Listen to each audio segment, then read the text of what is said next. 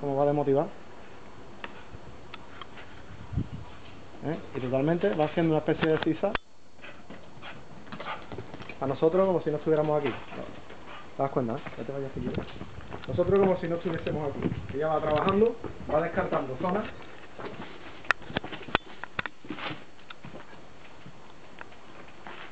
Y cuando llega al punto, pues confirma que es el punto donde hay máxima emanación de olor humano y debe de señalizar ahí, igual que ha hecho antes.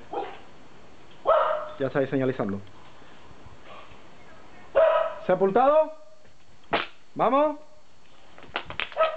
No va a tener ningún tipo de reforzamiento y no va a mermar para nada su nivel motivacional para la siguiente práctica que vamos a hacer después.